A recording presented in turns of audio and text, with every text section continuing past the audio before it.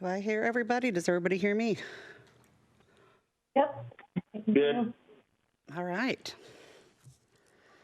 This is City Council regular meeting for Tuesday, July 7th, 2020 at 6:30 p.m. And Mike, will you call order? Mayor Karen Moran, Present? Deputy Mayor Christy Malchow, Present. Councilmember Ken Gamblin, Present. Councilmember Jason Ritchie, Here. Councilmember Chris Ross, Present. Councilmember Pamela Stewart, Here. and Councilmember Kent Treen. Here. Good to see everybody. For meeting accessibility. Pursuant to the Governor's Emergency Proclamation 20-20, the city is unable to provide an in-person location for the public to listen to the virtual city council meeting this evening. Meetings are still accessible to the public and public comment is able to be submitted. To view live, city website www.sammamish.us/TV21. City Facebook, www.facebook.com/City of Sammamish WA/. Comcast Channel 21 within Sammamish only.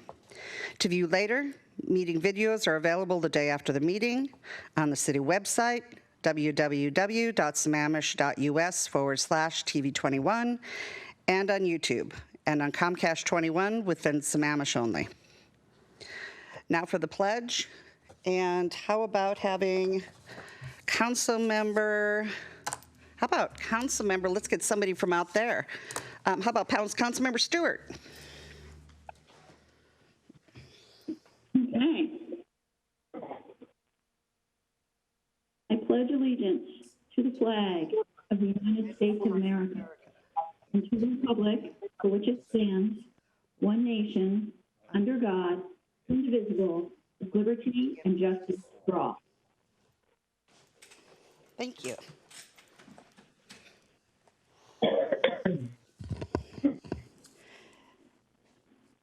Next, do I have a motion for approval of the agenda? So moved. Second. I have a first and a second. Any discussion? Hearing none. Let's just do a hand check on this one. Okay, all in favor, raise your hands. Aye. Aye. Aye. Okay. Opposed? Okay, I see none. 7-0. Okay, next I have a emergency management COVID update.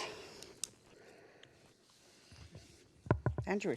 Yeah, good evening, Mayor, Council Member, City Manager. My name is Andrew Stevens, Emergency Manager for City of Sammamish with Eastside Fire and Rescue.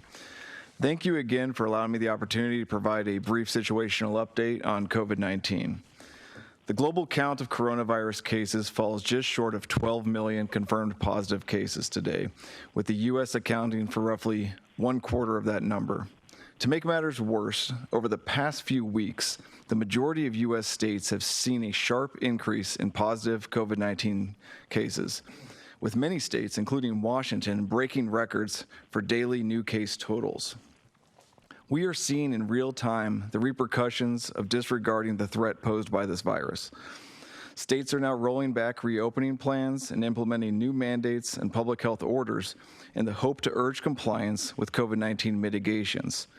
Yet cases and hospitalizations continue to increase. Across the nation, hospitals and ICUs are once again strained and filled beyond capacity.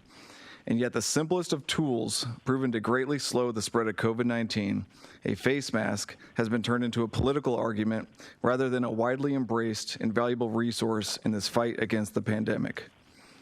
Nearly every day, something new is discovered by scientists and medical professionals relating to this illness.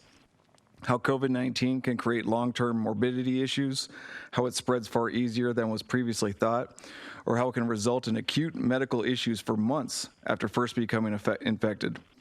Yet so many individuals are entirely dismissive, or worse, blatantly throwing caution to the wind. I read an article the other day about a medically vulnerable child who died from COVID-19 after her parents took her to a party with roughly 100 people. There was no social distancing or masks being worn at this event. And what is so troubling is that this terrible outcome was 100% preventable. Most individuals, let alone parents, would be shocked by what happened here. Yet nearly every day I am witness to similar instances of unnecessary opportunities for exposure. It may be a parent lifting the caution tape on a closed playground so their kids can play with others, individuals disregarding barricades on closed docks where it is impossible to socially distance from others, or folks inviting other friends over for a dinner party. But I've said this before, we are not going to be able to enforce or regulate our way out of this crisis. It starts with personal accountability, and it ends when we are all working together to find common solutions. It means putting everyone's welfare above our own personal inconveniences or wants. Now, having said that, Sammamish continues to be a leader in fighting COVID-19. Since this outbreak began, our residents have overwhelmingly shown their support of and compliance with all non-pharmaceutical interventions. We continue to have one of the lowest per capita rates of confirmed cases and fatalities in the state. I also see widespread compliance with the state's face covering mandate. In fact, last Wednesday, the city organized a free cloth face mask distribution event, and in just 5 hours, over 10,500 masks were provided to over 1,350 households. This event would have been impossible without the efforts of Sammamish ACERT volunteers, our Parks and Recreation staff and volunteers, and Sammamish PD officers and explorers. Behind the scenes, the event was also greatly assisted by the city's amazing communications teams and public works personnel. The unbelievable turnout for this event highlights the resiliency of this community. Other jurisdictions across the county have held similar events with only a fraction of the attendees that Sammamish saw. So a heartfelt thank you to all the residents who showed up and who will wear these masks while in public now. And with that, I open it up to any questions any of you may have.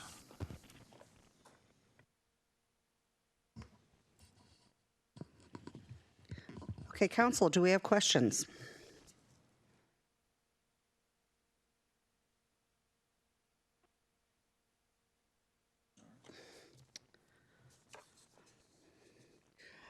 Okay, I have a couple of questions. So I've been following the numbers in Sammamish since April. And I got another, been going back and forth with past council member Don Gerand and got a letter from him today.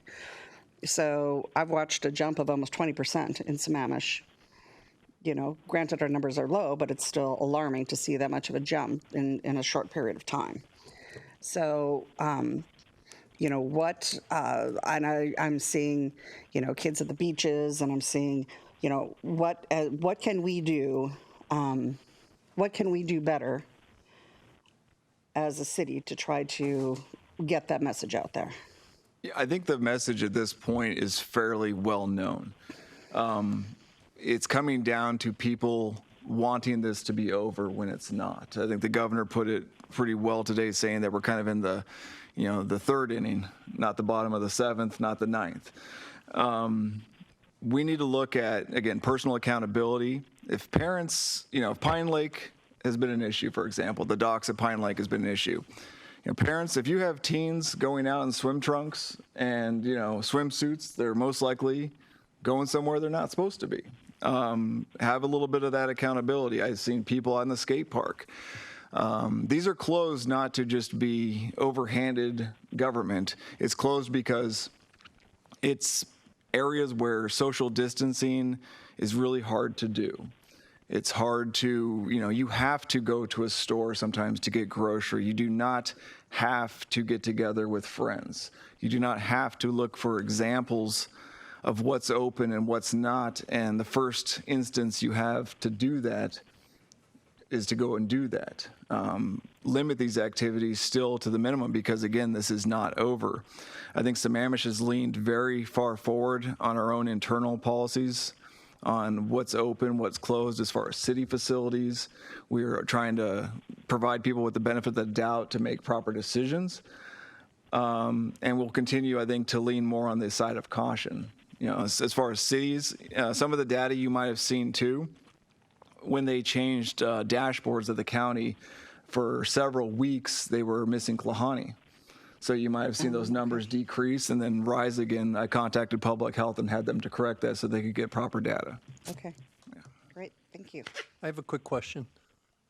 So could you speak a little bit to enforcement? Because it seems like we have these mandates from the state, but that local enforcement is hesitant or, I should just say I'm not clear how these mandates, the mask mandates, the meeting mandates, you mentioned Pine Lake and other things. Is it voluntary enforcement? What is the state now saying? It's not as strong-armed as some might like. These public health orders can be reported to the state. Earlier, they had county reporting agencies, and that can still do that. It's similar to a health code violation at a restaurant.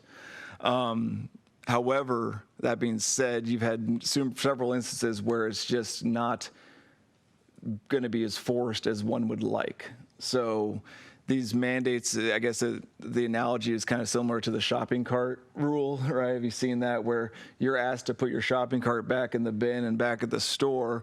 You're not going to get arrested for not doing that, but you have to at the same time, it's kind of a judge of doing the right thing.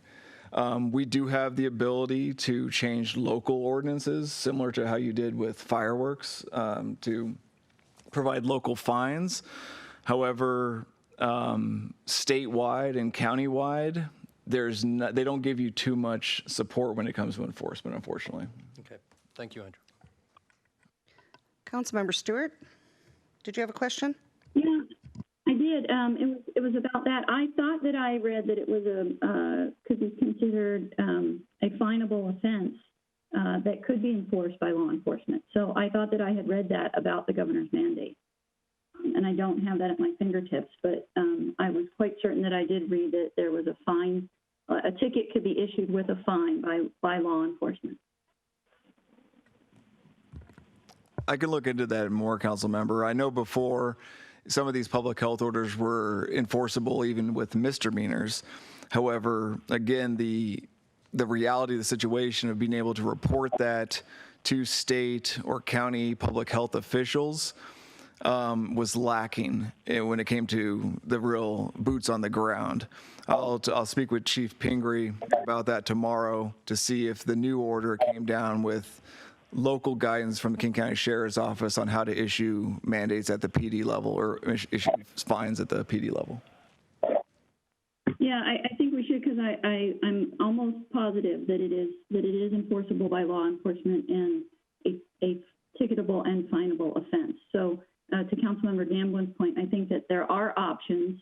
I think that it would, if we sit down with the King County Sheriff's Office, because they came out with a very different message, which was we're going to focus on education and not enforcement. And I think that there may be some room for us to start with education, but if people continue to refuse, to then move to the enforcement. So, you issue a verbal warning, and if people don't comply, then you take it to the next step. And I think that those tools are at our disposal. Okay, Council, are there any other questions? Okay, not seeing any. Thank you.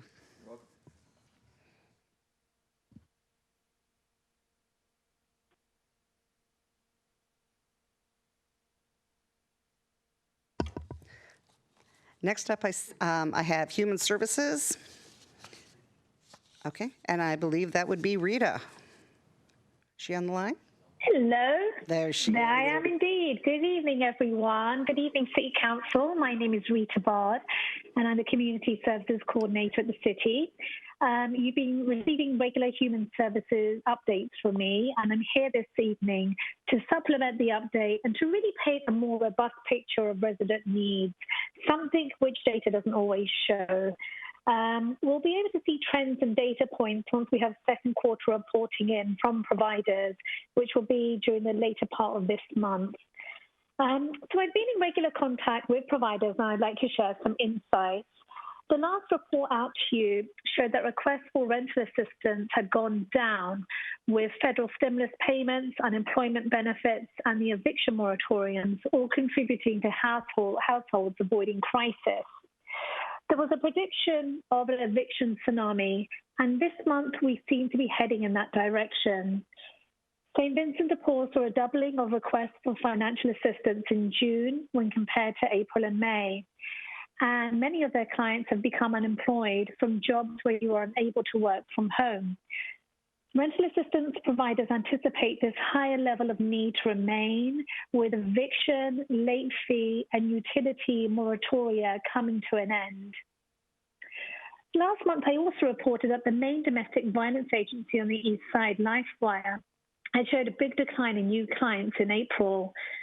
The pandemic and economic fallout made it harder for survivors who experience domestic violence to escape and report their abuser.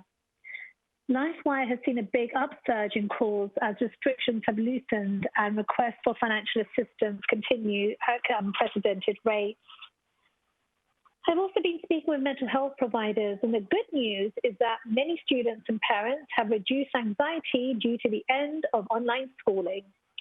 However, the lack of social activities has led to feelings of depression and hopelessness amongst youth. There's increased family conflict when youth are wanting to spend time with friends in ways parents don't think are safe given the current situation with COVID. And I thought that was just me. Not doing much in the day, increased time on screens, and anxiety has led to struggles with sleeping. And there's also anxiety around what school will look like in the fall, with many students reporting negative experiences with online schooling and many worried that they may have to do online learning in September. Our foreign-born community, which comprises close to 30% of the city's population, have unique stressors. Immigration clinics seeing a sharp intake in the number of residents being served, in large part due to the pressures of a rapidly changing immigration policy. The H-4 work visa permit, which allows spouses of H-1B visa holders, has been removed. And there's also significant delays of current H-1B renewals and longer wait times for green cards and citizenship.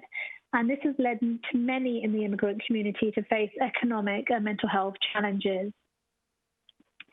Issachar Food and Clothing Bank saw a record number of kids being served on the first day of their summer lunch distribution program, serving over 450 kids.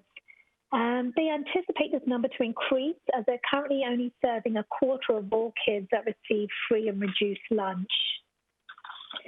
Now, people experiencing homelessness are uniquely vulnerable to contracting COVID, and homelessness providers are facing extra challenges, mainly in regards to social distancing, which means they need extra space for their clients while using shelters. Friends of Youth, which provides the area's only homeless shelter for youth, has had to reduce the number of beds by 15 to accommodate social distancing requirements. And so for some providers, many of these inherent challenges of these closed settings have been mitigated through transitioning to hotel and motel settings. However, these are only stopgap measures and a temporary measure, so we don't know what the future holds for them. And in your update, you'll also see a reference to a Department of Commerce grant program to develop and expand shelter programs.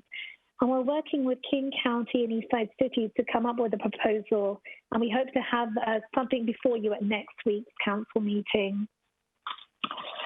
I would also be remiss not to give an acknowledgement and a deep, deep appreciation to the many nonprofit employees and providers who are on the front lines helping the most vulnerable during the pandemic and are oftentimes on a minimum wage themselves. They are stepping up to the plate and providing vital services our community needs now more than ever. As a local nonprofit executive director told me, my stress is having to balance the danger of COVID versus the danger of not offering services. The simple math of just stay at home doesn't work for folks who don't have their basic needs met. So I will continue to keep in close contact with providers who are helping residents, and I'll of course keep you apprised of any changes. The great news is that since the last report out, the phenomenally talented Human Services Commission is now meeting, and we're also making sure that they're updated too. And with that, I'm happy to answer any questions you may have.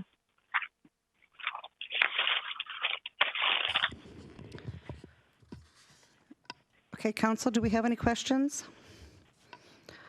Councilmember Stewart?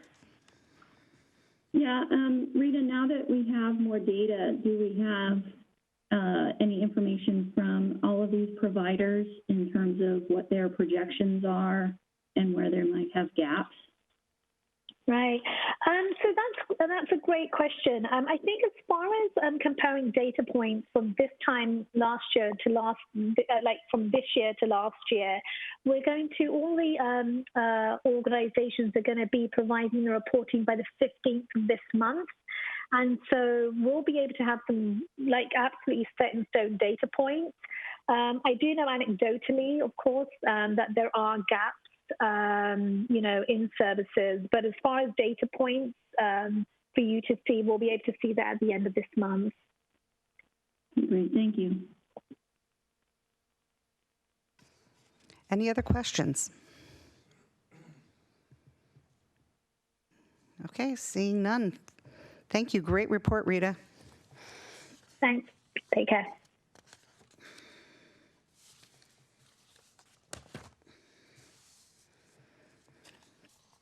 Okay, next up we have public comment.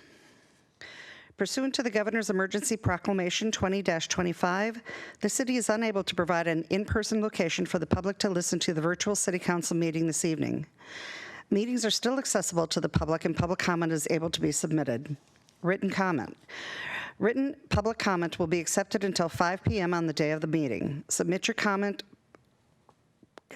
your written comments via email to the city clerk at lhatchie@sammamish.us and citycouncil@sammamish.us. Verbal comment. Up to 3 minutes of verbal public comment may be provided per person live during the meeting.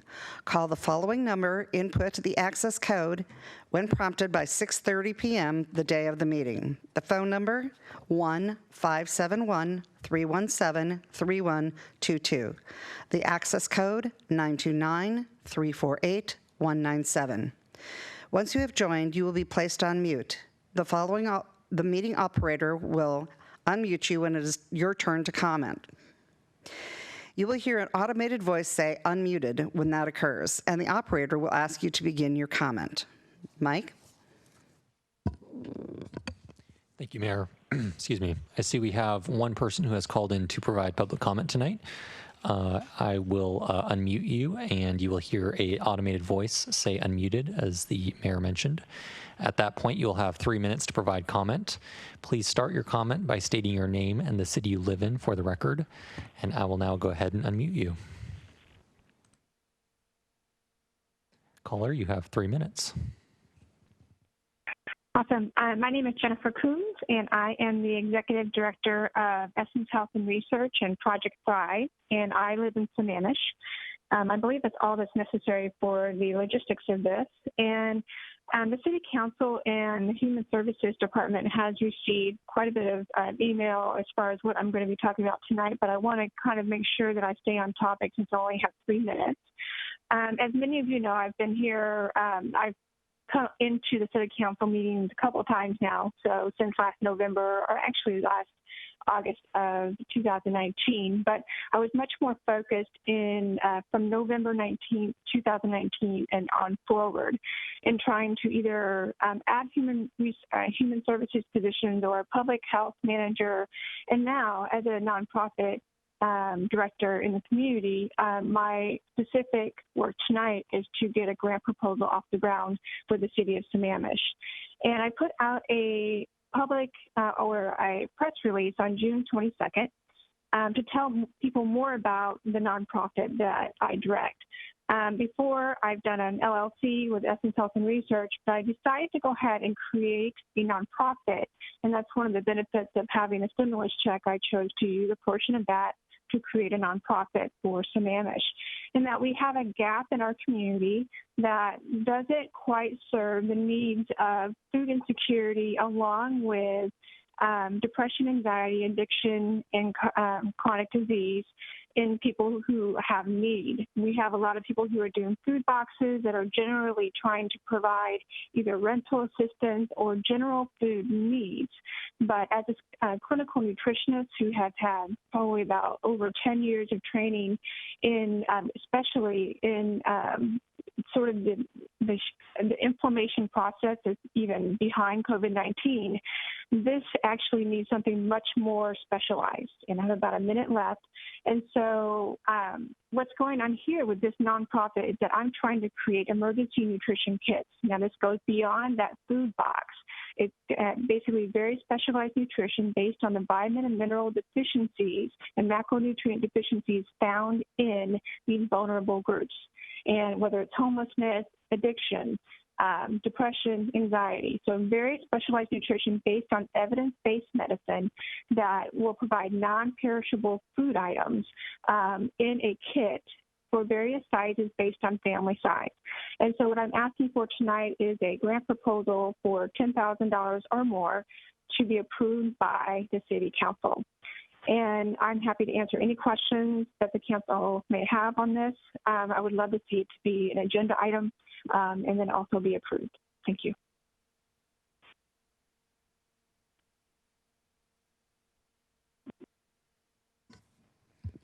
Okay, thank you. We typically don't get into discussion on these, but I wanted to thank you for your input, and I did put an answer to your email, so I hope you have read that.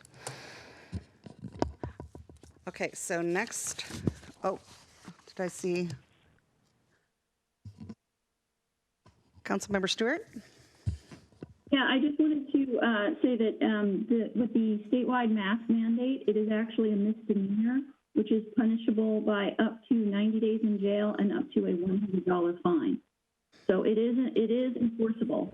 The only reason that it's not being enforced, I think, is because of the stance that the King County Sheriff's Office and the County Sheriff's Department is taking. So I do think that is something that we, as a council, could take action on to say that we want to, maybe take a different tact or ask the police department to do more in terms of enforcement.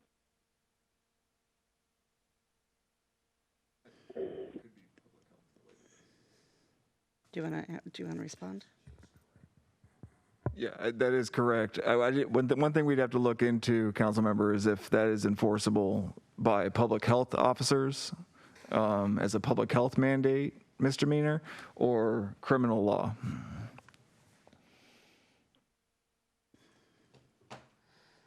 Could you check that for us and maybe get back to us with your, yeah, okay, great. Thank you. Okay, council, did you have any other questions for Andrew before he leaves us, or? Okay. All right. Next up is executive session. They've scheduled half an hour. I know it's better, so I'm going to say we'll be back in 45 minutes. Okay. So at 7 o'clock, we will have you guys tune into the new channel for executive session, and we will be back from executive session at 7:45. That's not what the agenda says, though. Pardon? The agenda doesn't call for an executive session yet. Yes. Oh, I see. Sorry. Mayor, members of council, it does call for an early executive session. Litigation. I'm sorry, and I didn't call the number, pursuant to RCW, and that's my fault. I didn't call pursuant to RCW 42.30.110(1)I. Land acquisition pursuant to RCW 42.30.110(1)B was removed from executive session. Yes, thank you. All right, I believe we have it figured out. Excellent. Okay. Welcome back. Okay, next up, I am looking for a motion for the consent calendar. So moved. Second. Okay, we have a first and a second. Any discussion? Okay, hearing none. All in favor, show of hands, say aye. Aye. Aye. Okay. Nays? Okay. 7-0. Excellent. Next, we have unfinished business. So we have the discussion of the city's approach to the compliance with the Growth Management Hearings Board. And okay, Cheryl or Doug, who's on the line? Who's going to give us the presentation? That would be me, Mayor Moran. Thank you. So this is Doug McIntyre. I'm the city's transportation planner, and with me tonight are our legal team, Peter Eglick, Lisa Marshall, of course, our director, Cheryl Paston, and our consultant on the project, Deborah Mudford with Burke Consulting. Okay, So we welcome. have thank you. I'm going to share my screen real quick, and as it loads, I will give a little brief intro. To the Compliance Growth Management Hearing Board. Sorry, I'm getting some feedback. Can everybody hear me okay? Okay, so again, we are here in front of council to discuss a high-level overview of the Growth Management Hearings Board remand and compliance effort.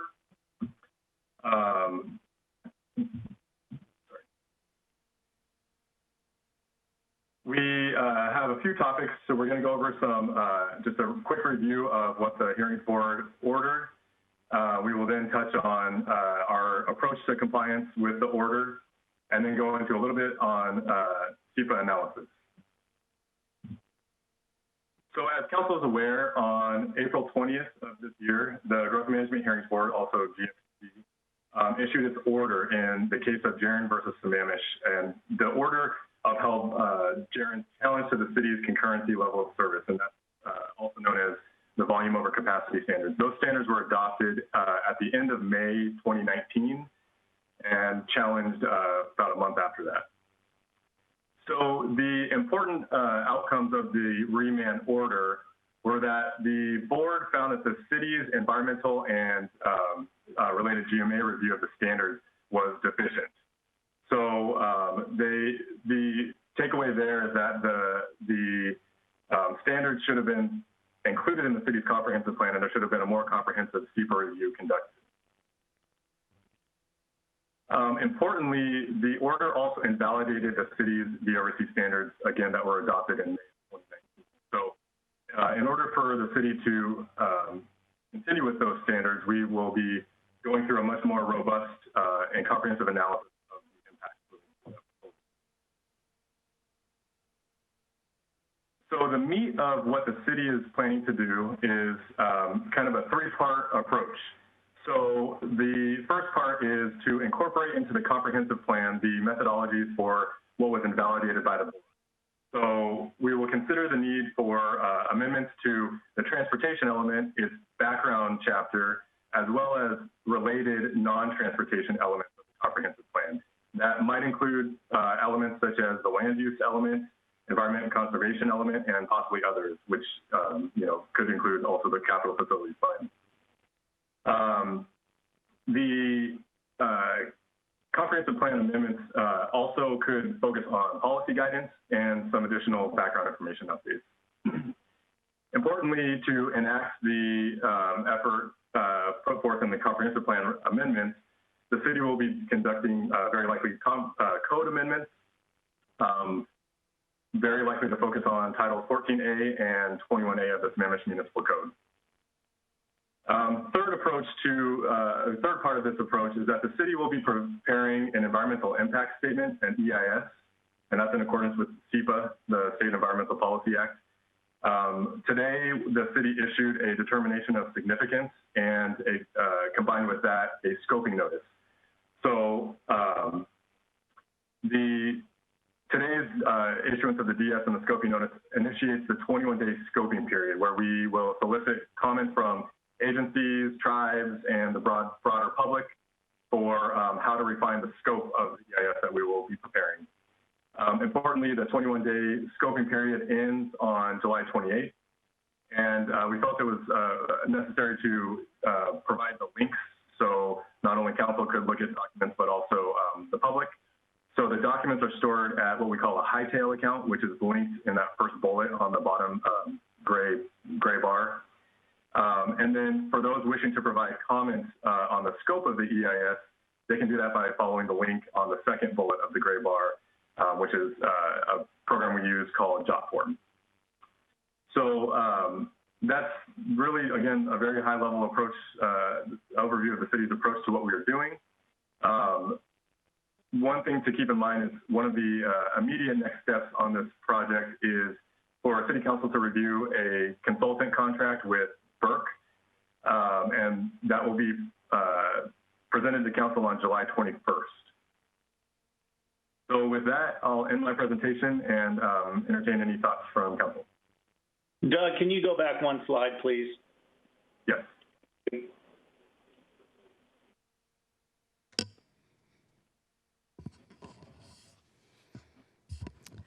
Okay, council members, put your cue in the chat box. Councilmember Stewart.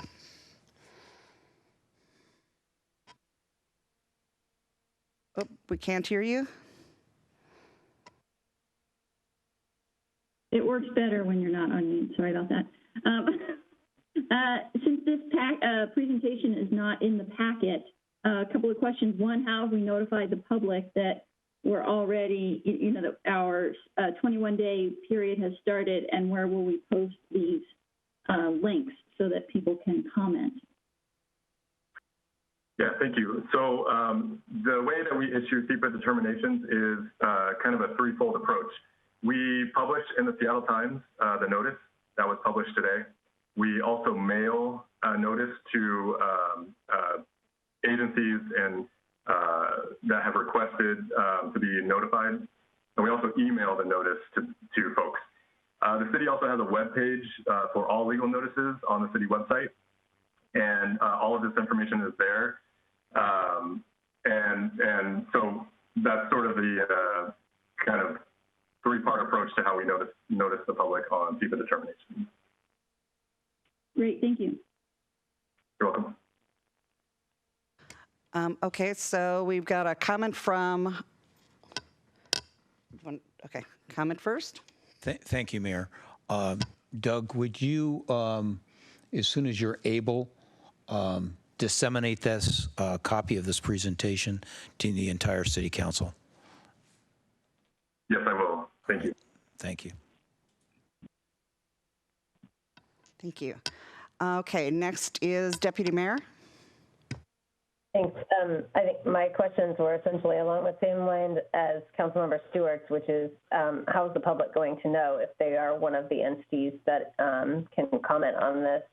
I might suggest that instead of it just living on the town center page, that the city kind of actively push this information out to drive people to that location, because most people probably don't regularly visit that town center tab to see if there's an update or, and since it just happened yesterday, there's now 20 days left of that scoping period. So that would be my suggestion. Thanks.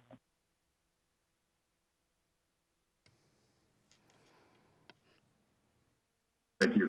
Okay, I see the city manager writing that down. Okay, any other questions?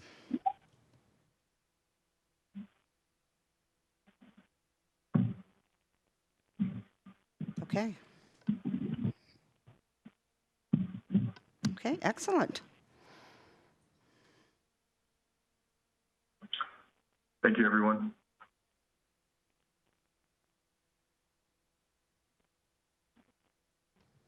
Council, do you, are we going to be needing an executive session later at the end of the meeting?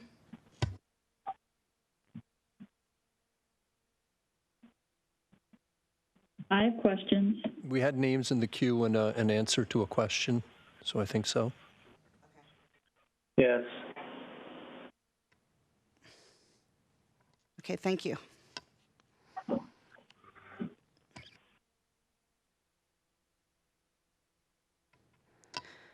Okay, the next up we have is the COVID-19 business recovery.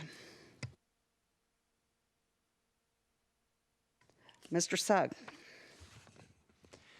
Good evening, Madam Mayor, Council, and Mr. City Manager. My name is Mike Sugg. I am your Senior Management Analyst, and this agenda item is a discussion on potential grant program to assist small businesses in the recovery from COVID-19. On June 23rd, the Council formed a subcommittee to perform further research on this topic, and Mayor Moran, as well as Council members Ross and Stewart, were assigned to that subcommittee and were able to meet twice over the past couple weeks in order to review the granting approaches that have been used by other cities. And based on those discussions, the grant program that is outlined in your agenda bill for tonight was developed. And that outline includes a couple things. The first is minimum eligibility criteria, which are basically the boxes that you need to tick in order to be eligible for grant funding. So that includes things such as the business must have 15 or fewer full-time employees, in other words, be a small business. They must be located within Sammamish, of course, and they must hold an active Sammamish business license. They must have been in business since June 1st of last year. And finally, and of course is very important, they must have demonstrated that their business has been impacted negatively by COVID-19. The packet also includes a recommendation on a minimum grant funding amount of $2,500. And this minimum amount ensures that grants don't get spread too thin if we get a lot of applications, and that those businesses receive a meaningful amount of money to assist in the recovery. There was also some discussion about the total amount of this grant program. We know that we will receive $98,000 from King County, which must be used for this purpose. In addition, the subcommittee discussed, but ultimately did not develop a recommendation on a additional funding amount beyond that King County allocation. And finally, there is a proposed grant application that's also linked in the agenda bill. This is based largely on what the City of Issaquah is currently using for their grant program, and it may need some tweaking, but it provides a place to start for us. So the proposed grant process, we feel, is fairly objective and do not feel it would require the use of a committee or task force in order to review the applications. Basically, if an applicant meets the minimum eligibility criteria, they would be added to a list. And then you would take the total funding amount that's available, divide it by the number of eligible applicants in order to determine how much is awarded to each applicant, with the minimum of $2,500 as proposed. Regarding the timeline, if approved tonight, staff would begin promoting the program to small businesses in preparation for opening the application on August 1st. And we have, just wanted to note, we have reached out to the Chamber as well as Startup 425 to see if they have a list of impacted businesses to which we could promote this program. The application period would stay open for 2 weeks in the proposal, with a goal of presenting the results to Council for your approval on September 1st. Now, keep in mind, this is a pretty tight timeline, and the schedule may change slightly as we get into it. I'd also like to note that because the subcommittee only had about a week to turn around this recommendation, they were unable to develop a proposal for the longer-term recovery task force. The subcommittee will require a little bit more time to review that idea. And with that introduction, I will hand it back to the mayor or potentially other members of the subcommittee for further commentary. Okay, first in the queue, I see Deputy Mayor. You're on mute. And I always try and touch this computer screen because I'm using an iPad that I can touch. It doesn't unmute. So I just have some comments on the form itself. One was the ownership, where it says minority owned or women owned, and because we put the threshold at 51%, you may miss businesses that are partnerships of just two people, and one could be a woman or one could be a minority, and you won't capture those if it's just partners. So just food for thought there. You may want to lower the threshold to 50%. Next, I'm looking at my notes here.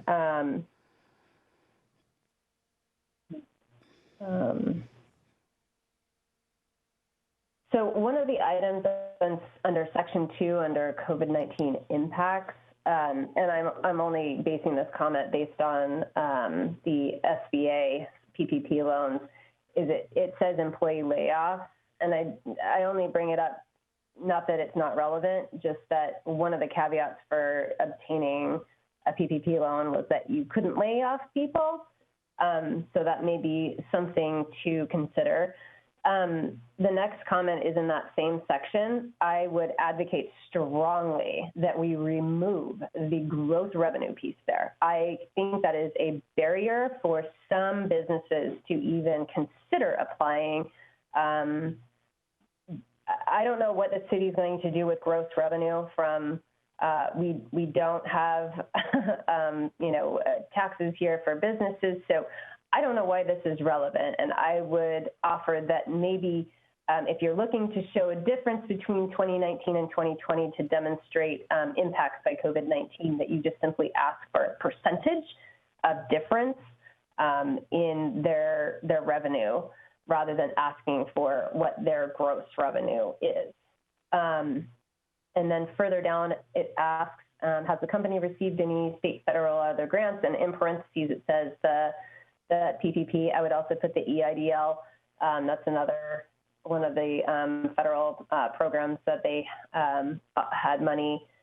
And then as an overarching comment on the grant application form, I think we need to have it should be in the header, and we should caveat the information that businesses are going to provide to us here as to how we're going to use it. And I would suggest something to the effect of, we are not going to share any of this information. It is being used to process your grant only, and will be held only based on federal tax requirements, that the city hold those for the grants, and then the information is destroyed.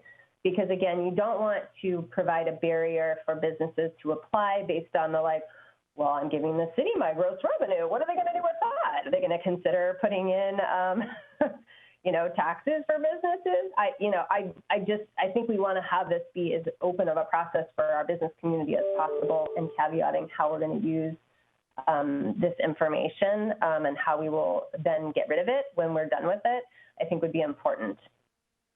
So those were my comments. Great comments. Next in the queue is Councilmember Stewart. Yeah, thank you, Deputy Mayor. One of the things that we had discussed and didn't have time to necessarily get 100% before the packet was published was that we wanted to collect all of the information that we needed to make the determination, and all of the information that King County requires, but only that information. So I think that there are some questions that we can leave off. One of the discussions was asking about their business recovery plan. That's another piece of information that we're not going to do anything with that. I don't know why we're asking for that information. So I think that one of the things we need to do is we need to go through the form and, again, make sure that we are collecting all of the information we need, but only the information we need. So there is some information we need to capture that King County requires us to capture as part of the grant money that we're getting. But I do think that Issaquah, this is based on Issaquah's form, and I do think they're capturing information that we don't necessarily need. As far as the gross revenue that has been, that is actually being captured by most of the cities that we looked at. So this is a best practice to capture the information that they do have to report to the state. So we're not asking for any information that they haven't already reported to a government agency, and it is verifiable so that we can confirm their impacts because we do have to be able to prove that they have been negatively impacted by COVID. So I hear your concerns, but I think that that particular piece of information, again, it's being captured by Issaquah, it's being captured by Kirkland, and so I think that piece of information is relevant. But I would agree that there's other information that we don't necessarily need to capture, and if we don't need it to make the determination, and we don't need it to meet King County's reporting requirements, we should eliminate it from the form, because it will just take people time to fill out. And if we're not going to look at it, there's really no point for that. And I definitely agree that we have to have a data policy statement that is posted on the form, and that we can adhere to that. So I think we need to find out what the reporting requirements will be for us in terms of the information we need to capture and how long we'll need to keep it, and make sure that we don't keep it any longer than that.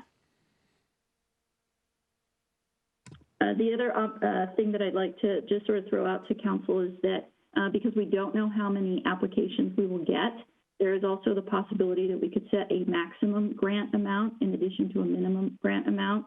I think it's unlikely that this would occur, but to make the point, what if only 2 people applied? I don't think we necessarily would give out 2 $49,000 grants. So we may consider having a minimum grant number and a maximum grant number. That is something that other cities have also done, and that is something that we may want to consider if we're going to also consider what I think we should do, which is to have the city put in some additional funds so that this is a much more meaningful amount of money that we can provide to our small businesses here in the community. So I'm going to go ahead and make a motion that we move forward with the grant program, that we do a minimum and maximum grant amount, a minimum of $2,500 and a maximum of $10,000 grant. That we take the $98,000 that we were given by King County, and we add to that another $152,000 to take it up to a total of $250,000 in available grant funds, and that we again modify the form to collect all of the information that we need, but only the information that we need.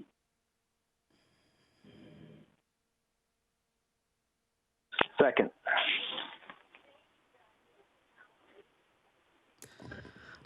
Okay, we have a first and a second on the floor.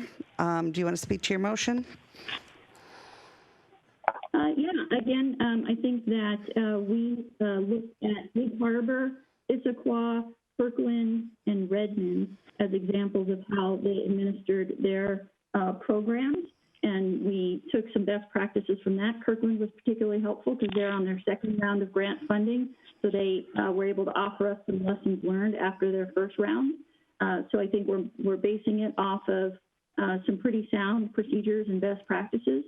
Our community is certainly in need of help, the business community. Things are probably not going to get a whole lot better in the near future, so we need to get the money, we need to get it to them quickly.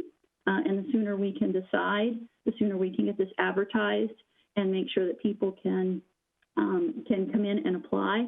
We have confirmed that any money that the city puts into this is reimbursable through the CARES Act funding that we have available for reimbursement. So this would actually not be money we would have to pay it out, but we would get it reimbursed through the CARES Act. So it's really kind of no cost to us to do this, but we can help our business community by doing so.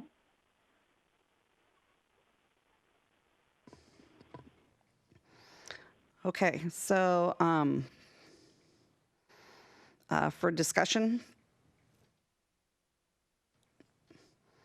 I'm reading through these. Okay, now let me go through these. Were all comment. Who's got discussion on this? I do. I'm in the queue. Okay. Me too. I think there's one in the queue. Christy, or Chris Ross, did you have discussion on this?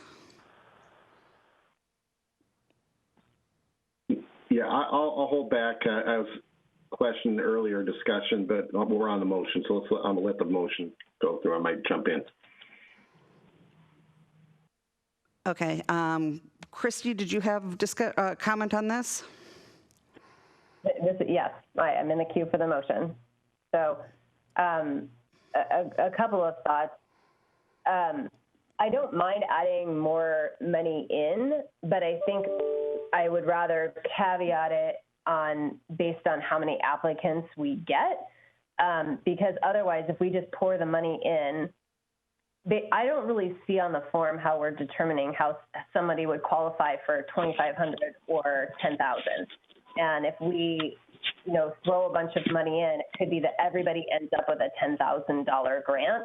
but their impact may not mirror what we're giving them in terms of a grant. So I feel like there's something missing from our form that would help inform us on how much money to give someone. I do agree that there should be a maximum grant amount. I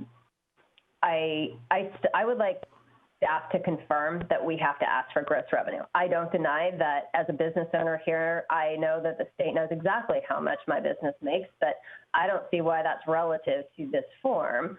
I think the impact is what we're after, right? We're asking for gross revenue between 2019 and 2020 because you're trying to see a difference. Just ask them for what that difference is. If there's doing our due diligence when we're giving out money. Well, we're hearing Mike here. I didn't hear what he said. I apologize. Yeah, the reason we included that that on there is one, as Councilmember Stewart had mentioned, that is something that other cities have been doing, and I think from our perspective, and we can definitely look into this more just to see if it is in fact a requirement. But there are certain requirements in this grant money that we're receiving that we have to verify that we're giving it out for businesses that have truly been impacted. So it's difficult to kind of quantify that, I think. We have the check boxes, which are a little more qualitative, but as far as actual quantitative numbers that we can sort of filter through to determine impact, I feel like that's probably one of the clearest ways to do it, but we can certainly look into whether that's truly needed. Yeah, I would. I don't want it to be a barrier for someone to apply just based on whatever their gross revenue is. I'm trying to remember what the other pieces of your motion were, Councilmember Stewart. You had the maximum, you had adding in extra money. Was there something else to it? Well, it was to make the necessary modifications to the form, which is to add the data policy and to make sure that we were asking for only the information that we needed to make the determination and that are required by our funding sources for reporting purposes. So I guess I would make an amendment then that we caveat the additional funding up to $200,000 based on the number of applications we get. It could be that we need it. It also might not be, but I think by doing so, we're saying we're going to give everyone the maximum grant potentially, and that may not necessarily equate to the need of the business. So again, don't have an issue with adding in the extra dollars, just want to make sure that we're being mindful of how we're utilizing those based on need. And we don't know what that need is right now, but we will once we have that application process open and businesses start to apply.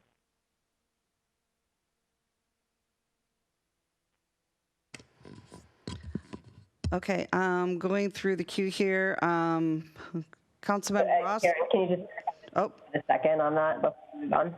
Because that was an informal. Okay, so we need a second on Christie's motion.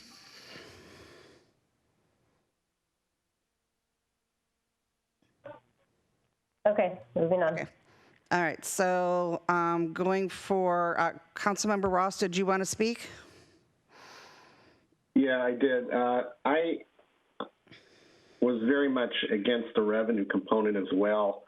Council Deputy Mayor Malchow brings up a good reason that I didn't think about it. It's the barrier to applying in some level of confidentiality in a more intimate setting of an application with the city. But I was more in looking at, does it really tell the damage to the business? Does a decline in revenue be a prerequisite to damage? For example, you could have added a business segment, a product line, or something that was seriously damaged, and although you didn't lose overall revenue, you may have lost a lot on the earnings side and grew much slower or much worse than you would have otherwise due to COVID, and that's damaging. So I don't think the revenue is necessarily a good indicator of pain. It's one, but it should not be a eliminator of applicants. So I conclude that maybe we shouldn't even put it on the form now that I'm hearing Deputy Mayor's rationale that it is somewhat of a sensitivity and potential barrier to get people to apply. So I don't find value in that as much as some of the other objective measures or subjective check boxes that are on there. Okay. I have to go back. We have somebody whining, so I'm going to call for Councilmember Gamblin. Thank you very much, Madam Mayor. So on a little bit broader question is, number one, on this application, are we going to be doing any kind of documentation? In other words, are we going to be requiring people to submit any type of documented financial records that we're going to be able to go and check and make a determination is the information coming in accurate? I don't think we are. So based on that, I have a concern on a minimum grant funding amount. If we can't show, and we're not doing documented needs testing, then we really don't know what the impact is going to be on any specific business. It would seem to me a lot more fair to the businesses in the city, and I guess this goes to Deputy Mayor Malchow's point. I'm envisioning that we get quite a number of applications. If we do get a number of applications, then I would imagine a much more fair way to disperse the funds would be just simply a straight division. We take the amount of funds that are available, we divide it by the number of qualified applications, and then we go ahead and give that to the businesses. That way we're helping the largest number of businesses that need help. We're not putting them in a lottery, which is basically just picking names out of a hat. We don't know who really needs the money, who doesn't really need the money, because we're not documenting this.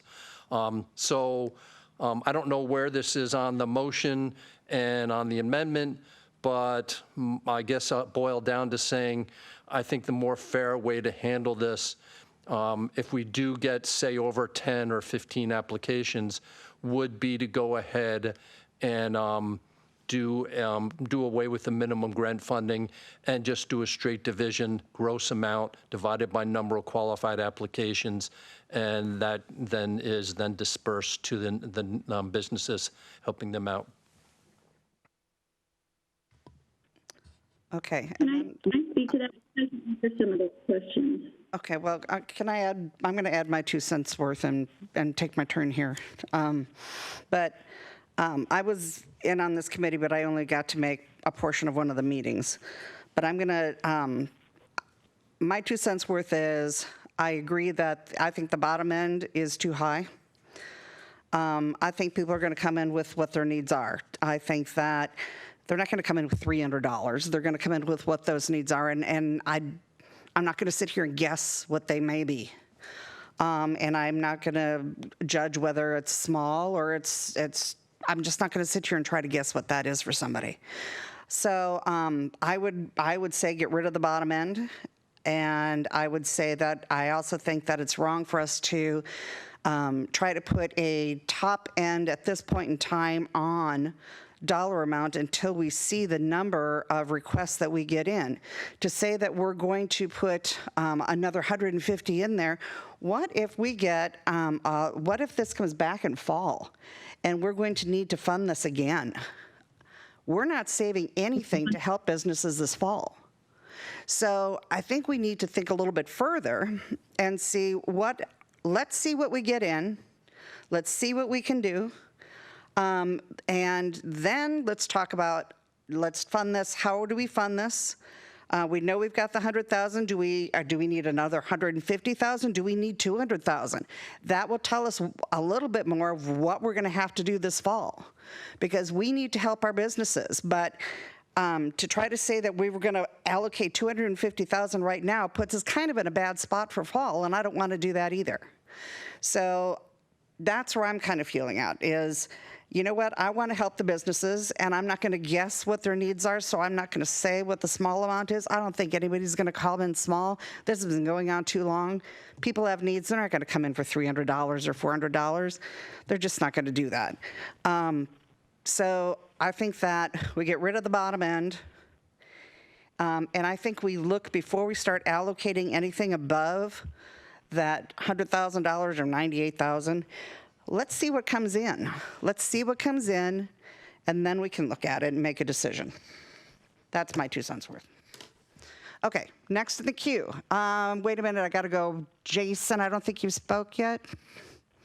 Councilmember Ritchie, is that correct? Thank you. Nope, not yet. It's all good. Okay. Thank you. Mike, I support what Deputy Mayor Malchow said about meeting the minimum guidelines as far as gross is concerned. I think that if we're dealing with other state grants, that's a different deal. You know, the state has information it collects from, you know, our excise taxes and our, you know, I file it. You know, it's a part of the deal. You file quarterly and, you know, monthly, depending upon the situation. So there are some components of information that where this is a state grant, and maybe there'll be other state grants that would require that level of information. So I support Deputy Mayor Malchow's motion, but I also feel like that there are some other things that need to be changed in the form too, so I didn't want to second it. Having said all that,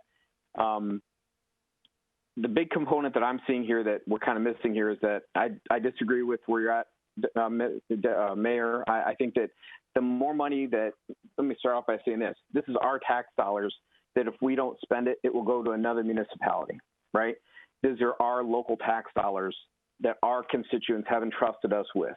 And that if we don't spend it on this situation, there may not be businesses, or there will be fewer businesses in the fall should there be additional needs in the fall. We can find additional resources to support our local businesses. I would hope that the federal government or the state government would step in to provide additional grants. If they don't, we're going to be in a good position to help. We're pretty well off fiscally right now compared to other municipalities, at least from what I've seen. So I would think that putting more money in right now, going with Councilmember Stewart's motion, raising the amount from 98 to 250 total, to me, that is going to encourage a larger pool of people to get in, to sign up. And I want to maximize or at least up the number of people. It's not the $98,000 of chump change. It's not. But if I were to apply, which will lead to my motion here in a minute, or my amendment here in a minute, were I to apply, I would think that $98,000 is going to get chewed up pretty quickly in small amounts. That's really not going to have a huge impact. 250 is more meaningful. It has a larger impact on businesses. It has a larger impact on our community. I would love it if it was $2.5 million and we could really have a more thorough program. I mean, but we're starting. More to the mayor's plan, we do need to kind of take this in an iterative process or incremental process. God forbid I use the word iterative in this council. Sorry. Anyway, so the idea that we're, trying to move things forward step by step and learning how we do this, I think this is a good step forward. Are there problems with it? Yes. Can we address them? Yes. Do we have people like Councilmember Ross and Councilmember Stewart and Mayor Moran on this committee that are coming up with good ideas? And thank God Mike Sugg is there to kind of bring in resources from outside the city and look at, so we're not reinventing the wheel. I love this. I support it 100%. I think we should put 250 into it now. I think we should move it forward right now. I think we should blare it out on every social media and every resource we can and work with 425 and the chamber and every other resource we can to try to get as many applicants as possible so that we can know what our actual needs are. And that'll lead to my amendment. I'd like to offer an amendment to Councilmember Stewart's motion that council members or staff or anyone in any kind of fiduciary relationship with the city is not permitted to apply for this grant. Second. Thank you.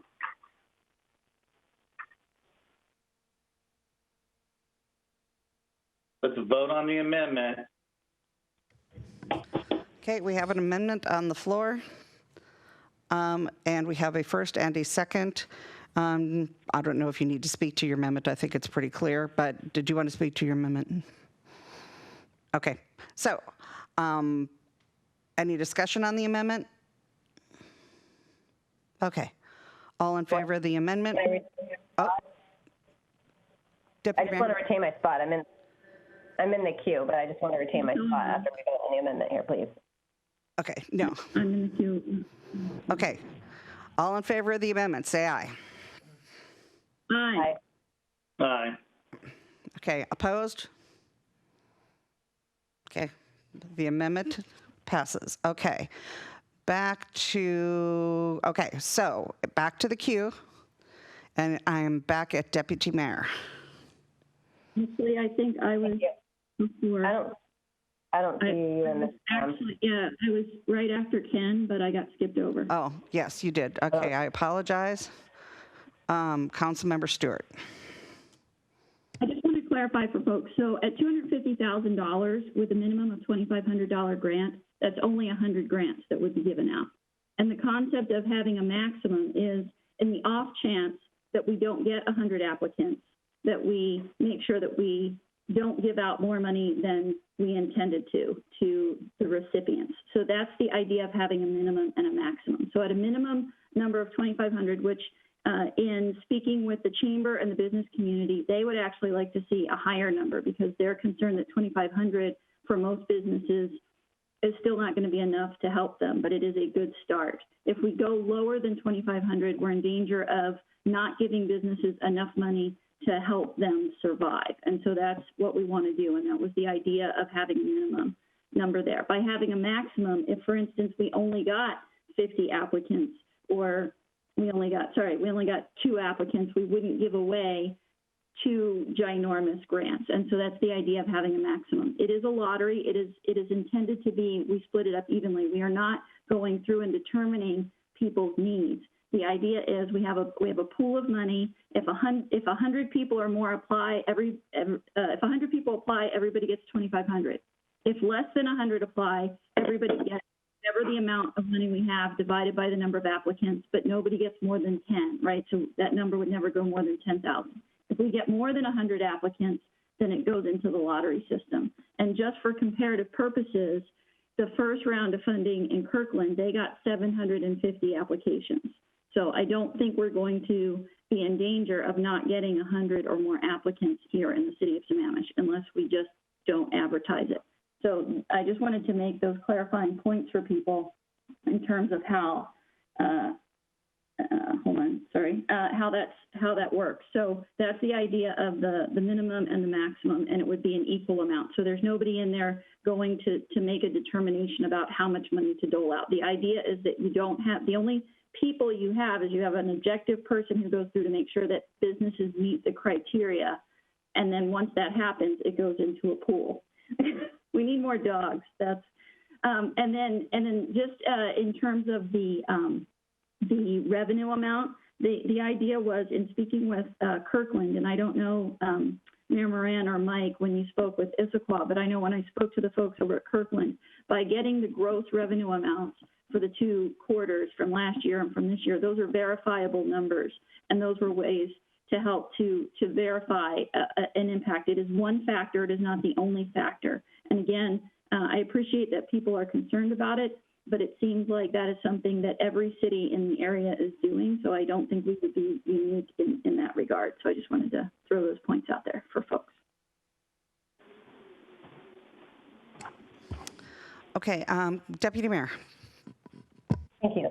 Okay, so I want to touch on the fact that in general I support this, but I'm not going to support the motion because of I think our form as it is right now is not complete. Like it's first of all, the gross revenue, it's not verifiable for everybody. I really want to point that out. The way that my business is structured, you're not going to find my gross receipts for 2020 because that's not the way we report. So I think it's imperative that we find another way to verify funding because this is not it. I think unless you're going to the federal government and using quarterlies, that's the only way you're going to find verifiable information. My business, we are members of an LLC, and the LLC is reporting to the state on a monthly basis, but I'm not going to be applying, well, at all, but if we were to apply, we would be applying as our business, not as the LLC, and therefore you wouldn't be able to verify my figures. And if there are other businesses set up the way that mine is, you won't be able to verify that information, but they still could be impacted. So I think we need to find an alternative way to verify information coming from these businesses. Gross revenue is not going to suit every business that we have. And because we have so many home-based businesses like mine, they may be structured differently, and you may not be able to verify those gross receipts. Second of all, those dollars that are given to us from the CARES Act are not going to be given to another jurisdiction. We were given $1.9 million those are reimbursable dollars, and they're not going somewhere else. Those are earmarked for us, and they're not exclusive for the use for business. They are for everything COVID related. So I just want to be clear that the money's not going to go and move to Issaquah if we don't use it. At least that's my understanding. And then I think Councilmember Gamblin said dividing evenly amongst all the applicants. I agree that's probably not the best way to do it, knowing businesses operate differently. Their impacts could be different. And that's why I feel like the form is really incomplete. My business went through the SBA. It was far more complex than what we have here as far as determining what our need was. And I think there has to be some element in our form that helps us to make an educated decision on, you know, 2,500, 10,000, 5,000, what is it? And we're asking if they've been given a PPP loan or received one, but we don't know what it was. And so I think we want to be educated so that we can maximize the numbers of businesses. And the mayor is correct. We could be back at this again in the fall if we continue to have the COVID numbers spike. And, you know, if we're never going to get out of phase 2 or we move backwards, our businesses are going to continue to be impacted. So anyway, I feel like our form isn't quite comprehensive enough to understand what we would give someone as far as a grant.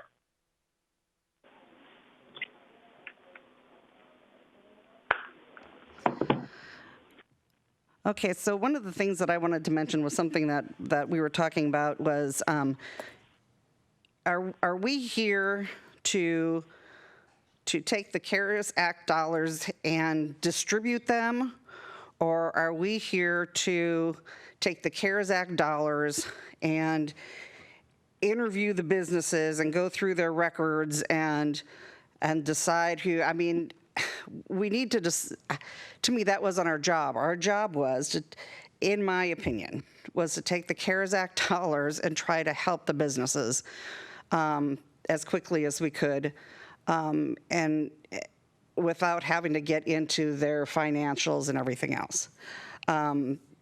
So that was how I looked at it. Now, I happen to agree that if we could find a better alternative for gross revenues, I agree with that. You've talked me into the fact that we probably need to raise that top rather than having the 98,000. Jason, you've talked me into the fact that we probably need to double that. You're right. I think that, speaking of having, you know, not having a bottom end and not wanting to have too much, you know what, Kirkland uses $1,000. That's what they've done ever since they got the money in from Google. I wouldn't have a problem starting with $1,000, but I would question going much lower than that. But I want us to be very careful if we start getting into people's, if we want to start getting into companies' spreadsheets. Okay, so next in the queue is Councilmember Gamblin. Yeah, thank you. So as I mentioned earlier, I think a bottom amount is not fair because, again, I think our job here is to distribute the money. We don't really have a way of means testing. We don't have a way of confirming any kind of financial documentation.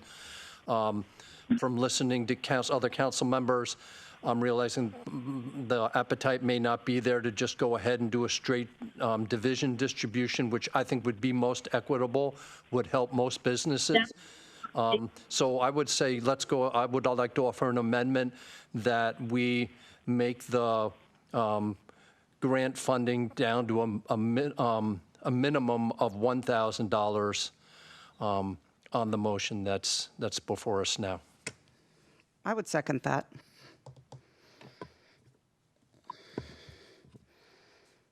Okay, well, we have now a motion and a first and second. Do you want to speak to your motion? Yeah, I think it's pretty straightforward. I think 2,500 is too much. Obviously, this is going to depend on the number of applications from Councilmember Stewart's mention on I believe 700 applications from Kirkland. I have to imagine we get a few hundred in at least. And so obviously I'd love to give all of our businesses 2,000 and 5,000 and 10,000, whatever they feel would help them out. We probably wouldn't have the funding for that. So again, I think $1,000 is more equitable than $2,500 in the lottery. Thanks. Any other comment? Yeah, Mayor, Chris, I think I'm in the queue now. Councilmember Ross, I saw you there, but I wasn't sure if you were in for this one. Okay, Councilmember Ross? Yeah. Well, we're going to have to unwind all these amendments at some point, but because we have so many stacked upon it, maybe we just clear the amendment queue. But I just want to comment. We're contradicting ourselves to a degree. We want it to be simple to deliver the monies quickly. And to Councilmember Gamblin's point, I was with him, and maybe the most equitable is just to do it as a lottery pick if we have too many applicants, but establish a value.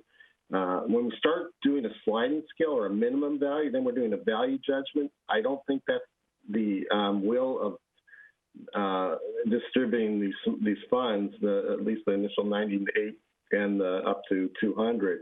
So I'm very concerned that we're complicating it, and that we need, I think maybe the action we should is to make sure our form has very easy to answer questions, and they're all criterias. If you fail on any of the criterias, then you're next in line. And also on the very bottom, it should be a statement, an affidavit statement, and something to the effect that I attest that all this information is accurate and so on. I know that's not perfect, and I know that doesn't necessarily withstand law, but we got to rely a lot on the honesty of our business community. And if they're registered in SMAMs, I hope we have honest businesses, and I think we do. So I would suggest we keep it as objective as possible and try to roll out something that in that regard. So maybe a little bit on the form to achieve that objective may be necessary as a final. Mike Sugg at the beginning says the form is still in work, could be tweaked, and it should be tweaked. I am very much opposed to the revenue items. I just don't want businesses to be deterred from applying, and I'm not sure that in itself does indicate health or non-health during the COVID crisis, depending on the stage of their business, the introduction of new business, et cetera, et cetera. They all may be hurting, even if they have a flat or a slight increase in revenue or even an increase. So keep it simple.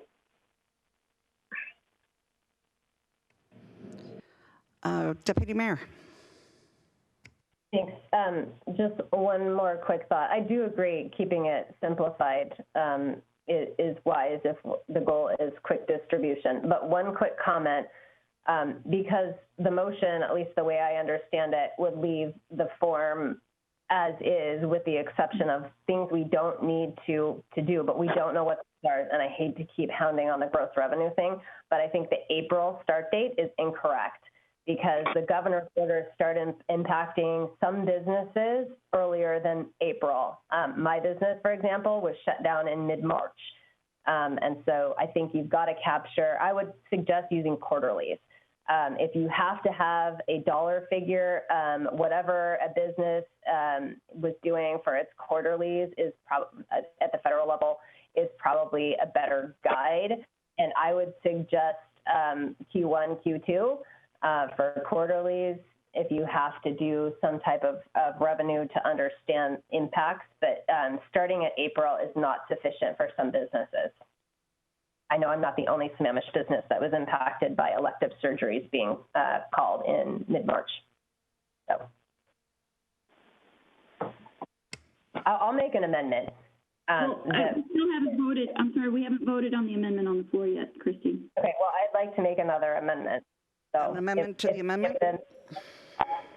Pardon? Christy, are you making an amendment to the amendment? Well, So there's already one amendment that's going to get rolled into the main motion. There's another amendment on the floor. So, Mayor, if you want to vote on that, on that amendment before I make mine, I just want to reserve. Let me do that, and then I'll come right back to you. So yes, so Councilmember Gamblin, please repeat your motion.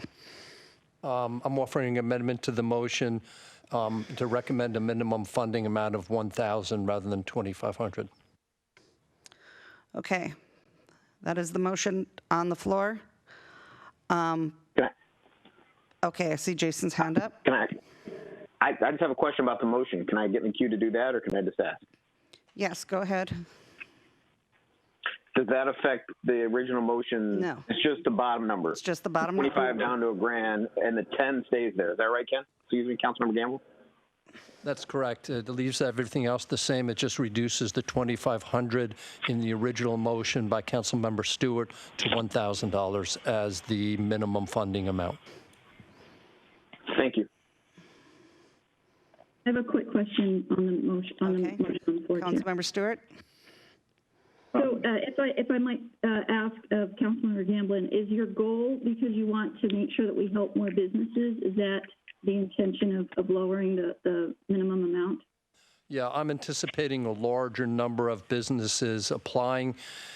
If the large number of businesses do apply, a minimum funding amount of $2,500 means an earlier application of a lottery system.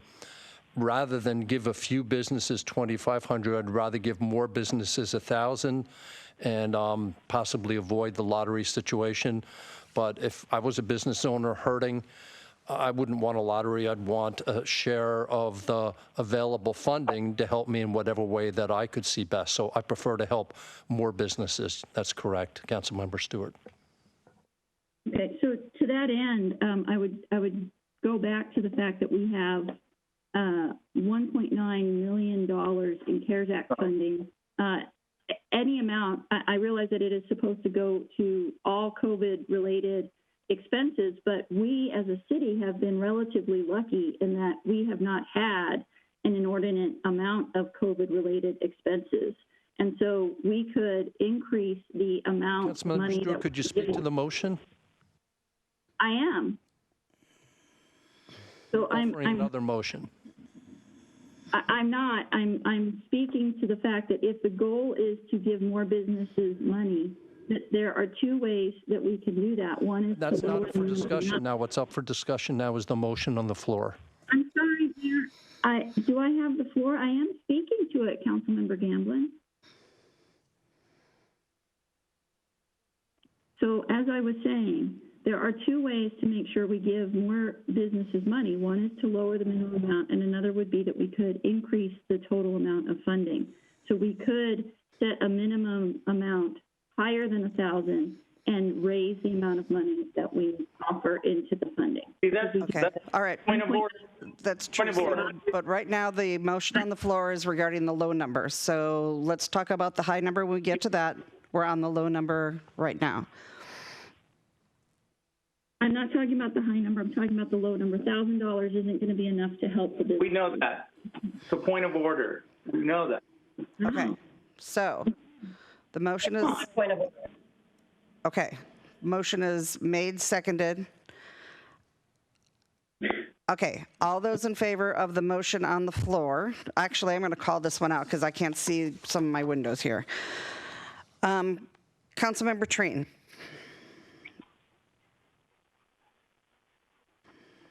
Nay. Councilmember Stewart. Nay.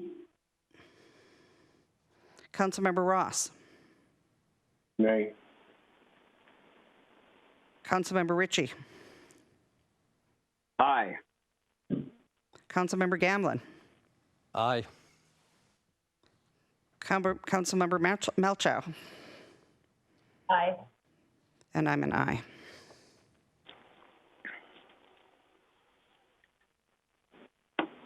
So 4-3. Mayor, Yes. point of order. Point of order.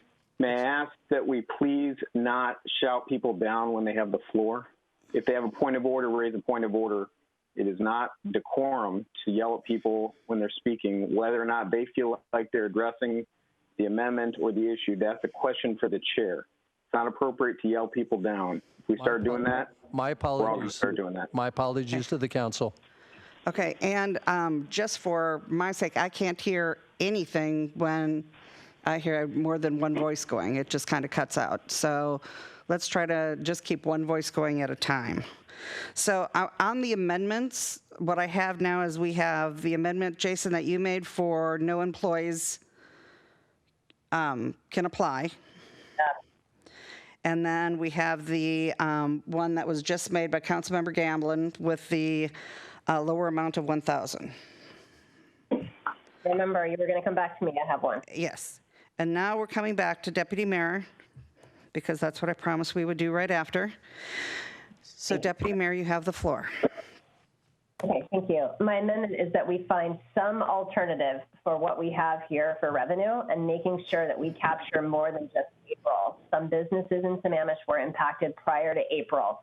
So please find another mechanism that's verifiable other than just gross revenue. Second.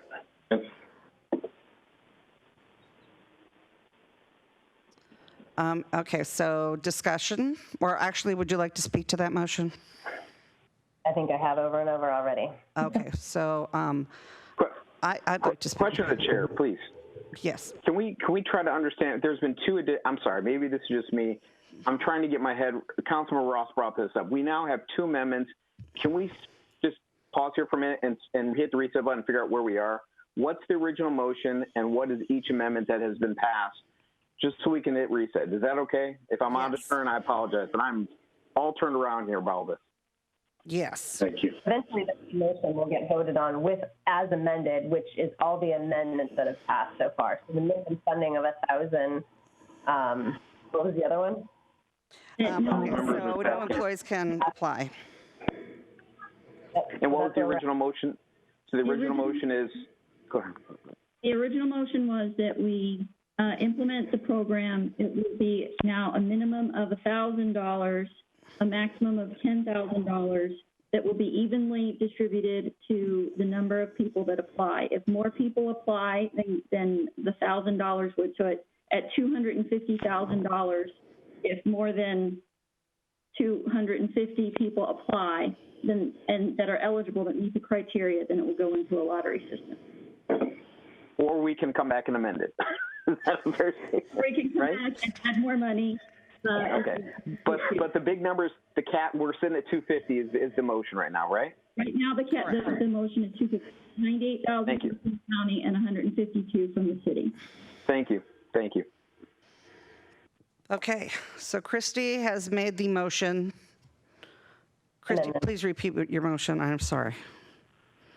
Amendment. So my amendment is that we find some other form of verifiable information in the total gross revenue and to make sure that it is capturing before April. Okay. And second. I second. Okay. And then I have got Jason doing this. So Councilmember Ritchie. Sorry. To the Deputy Mayor's motion, I support the motion. Can I ask that we get this back no later than next week in our pack? That whatever Magic Mike Sugg comes up with, that we get it back so we can act on this. I support the motion. I just want to act on this thing and not have it keep coming back up. Businesses are suffering. Can we get this back within a week? Yeah, and I would also ask that Deputy Mayor be involved on that group that's gonna, because she's got, you probably should help figure that question out. Which question, sorry? Well, if you're available to help. Yeah. Okay. I think we can. Yes, I know. I see you there, but all right. All right. So, Councilmember Stewart. I agree with Councilmember Ritchie, and I think that we can work with Mike over email. I don't see why there's any reason why we can't approve all of this now, contingent upon coming up with an agreed upon list of criteria questions. So I think we can move on this quickly, I don't know that we have to bring it back for any future council action once we vote tonight, and we can just get it out, get it done. Councilmember Trine.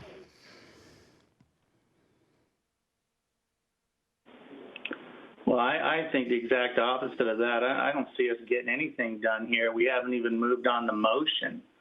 So we don't know how people are going to vote when it comes to the motion.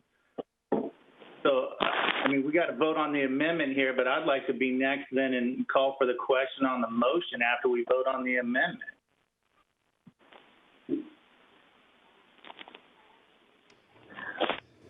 Okay, so that being said, if there's not any more questions, let's have the vote on the amendment from Deputy Mayor, which she's going to repeat for us for your benefit. The amendment is that we find some other mechanism of verifiable information other than just gross revenue, and that it must start prior to April because of the impact of some businesses that began before that based on the governor's mandates and orders. Okay, if that is the motion, that's the motion on the floor. And I'm going to go through the names because I can't see everybody's face. Okay, Councilmember Trine. Nay. Councilmember Stewart. Aye. Was that a? That was an aye. Aye, okay. Councilmember Ross. Aye. Councilmember Ritchie. Oh, he froze. No, he's blinking. Councilmember Ritchie. Oh, aye. Sorry. Aye. Councilmember Gamblin. Aye. Deputy Mayor. Aye. And I'm an aye. Okay. Now we're back to the original motion on the floor. Call for the question. As amended. Over and over and Okay, over. the original motion as amended. Okay, so Pam, do you want to read your original motion and I'll read all the amendments? Yeah. Did we lose Councilmember Ross? No, he's in there somewhere. Oh, there he is. Okay. Okay. I just wanted to make sure. So my motion is that we implement a grant funding program with $98,000 from King County and $152,000 from the city of Sammamish that will be reimbursable through the CARES Act. That we now, the original motion was that we have a minimum grant amount of $2,500 and a maximum grant amount of $10,000. That has been amended to $1,000. If we get more applicants than the minimum amount would fund, then all of the applicants that meet the criteria will go into a lottery program to be selected. And that the form that we use will collect all of the information that we need, but no more information than what we need. And that what we need is to meet the criteria and the reporting requirements. Okay. That is the motion on the floor. The amendments are that we find another way to calculate the gross revenues, that no employees or council, I guess, either, can apply, and the bottom number is lowered to 1,000. And those were the amendments that were made. So I think Christie's motion had a second half.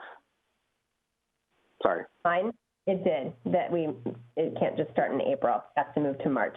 Yeah. It covers the entire period. Yes. Of impact. Did you get that? Okay. All right. Not seeing any more discussion or not seeing anybody else in the queue. Going through the question, I'm going to call Councilmember Trine. Nay. Councilmember Stewart. Aye. Councilmember Ross.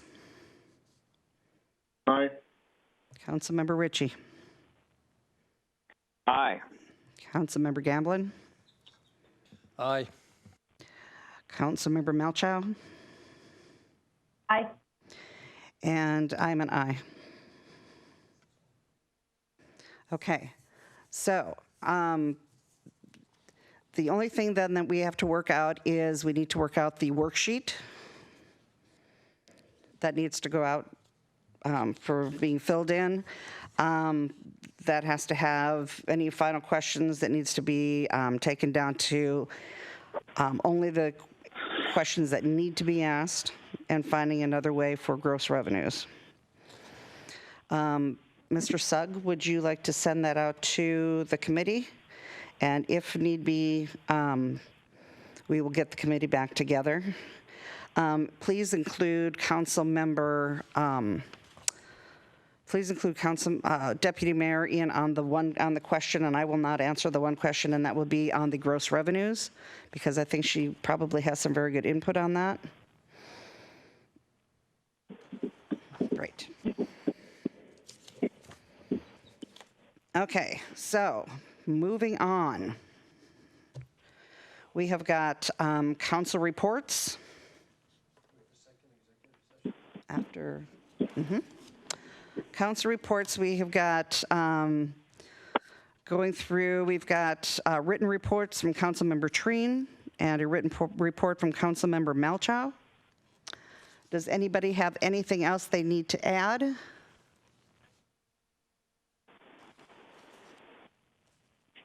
Okay.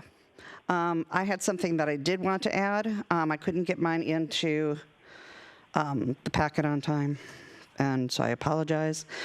So I'm just going to read what I had. As a result of disruptions caused by COVID-19, the City Council was unable to celebrate or mark a number of occasions of great importance to our community. Through their official time of national observances past, we would like to recognize 5 proclamations received since the emergency started in March. Each of the following proclamations involve topics that rightfully deserve their own spotlight. March 21st marked as World Down Syndrome Day. April marked as Sexual Assault Awareness Month. April 2nd marked World Autism Awareness Day. June marked as Pride Month, and June 5th marked as National Gun Violence Awareness Day. We were able to recognize all these proclamations last year, and I will ensure that they are added to the council's calendar for next year. I really apologize for the fact that these were not able to be recognized this year. It's, you know, I wish we could all, I wish things could be perfect, and it didn't happen, and I'm very sorry for that. Thank you, Mayor. Okay, Councilmember Stewart. Yeah, I too did not get my report in on time, and it will be submitted for next week. I just wanted to let folks know that I did attend the GMPC meeting, which is for King County, and that the countywide planning policies are being reviewed this year.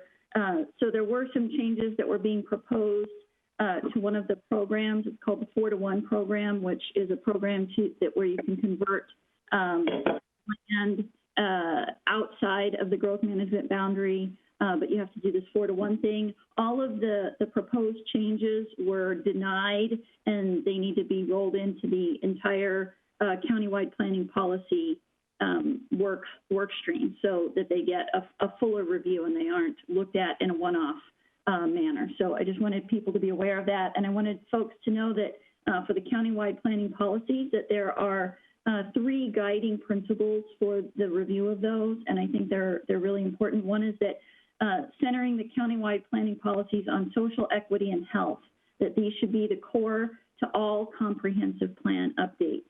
Learning how to apply equity on long-range planning, and equity is based on social equity as opposed to just geographic equity. So those are the 3 guiding principles, or 3 of the guiding principles that will be used. Others including making sure that there's establishing a focus scope for review based on the 2012 baseline, and making sure that they integrate regional policy and legislative changes, and a number of other things. I I think the other thing is that they'll provide clear and actionable direction for comprehensive plans, which is some of the feedback that they got on the last round. So I just wanted folks to be aware of that. It's a pretty big process and a pretty heavy lift. We also talked quite a bit about affordable housing and that the needs for affordable housing are only being exacerbated by the current pandemic and the fallout from that. So I think there'll be a lot more coming out around affordable housing and possibly more action for us to need to take to address the housing crisis in the region. So I just wanted to give an update on that. Thank you. Okay, next we have executive session, litigation pursuant to RCW 42.30.110(1I). It is 9:05. I'm going to assume this is going to go 30 minutes.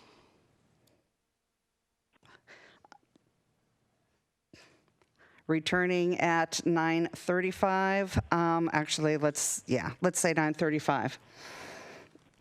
And we'll meet you, you guys, down the other channel in executive session. Thank you. Nice. Okay, council, I'm just looking for a motion to adjourn. Move to adjourn. Second. All in favor? Aye. Aye. All right, you guys have a great week. You too. Thanks.